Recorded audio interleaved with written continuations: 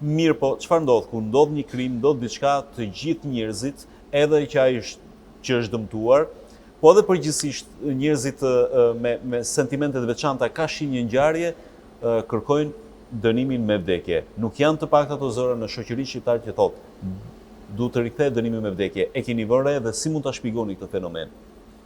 Mendimi im është Parën kushtësisht dënimi me vdekje është një gjë e rëndë, por mendimi është i tillë që edhe këtu ka disa këndvështrime, dhe unë po përmend dy. Në disa raste neve jemi krejtësisht të paaftë që të zbulojmë të vërtetën. Sepse nëse ekziston e vërteta, atëherë dhe neve e zbulojmë atë, dhe neve arrim të vërtetojmë atë çfarë një individ të caktuar e akuzojmë, atëherë është krejtësisht e lehtë dhe krejtësisht normale që ta dënosh atë me dënimin që meriton, përfshi këtu dhe dënimin me vdekje. Problemi është gjetë që neve kemi dhe një paaftësi për të zbuluar këtë të vërtetë. Dhe pra aq sa neve jemi krejtësisht të paaftë në disa raste për ta zbuluar këtë të vërtetë në lidhje me një individ që ka kryer një krim, atëherë ne mund të shkojmë dhe një padrejtësi ndaj tij. Kështu që ky është një prej elementeve dhe një prej tezave përse mbron heqjen e dënimit me vdekje.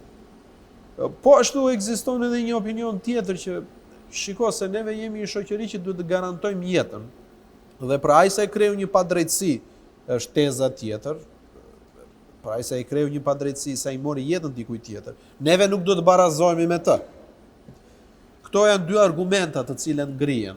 Por qëndron edhe ajo teza tjetër, e cila është teza që është komplet e natyrshme, që lidhet me faktin që dënimi në vetvete është mëshirë. Dënimi në vetvete është rregullues, dënimi në vetvete është shpëtim për atë njerëz. Sepse njeriu, nëse ndron jetë, shpirti i tij nuk vdes. Ai një ditë do shkojë përpara gjykimit të madh, siç e tha dhe Hoxha i nderuar. Kështu që këtu kemi një shpëtim për atë njerëz, përpara një gjykimi akoma më të madh se sa ndodh përpara këtyre njerëzve me 3 gjyqtar, me 5 gjyqtar, me 15 gjyqtar, me 9 gjyqtar, me 3 e tjera dhe në një proces që mund të shkojë disa vite. Ky është një proces i cili shkon gati në përjetësi, mendoj. Edhe një dënim i cili shkon në përjetësi.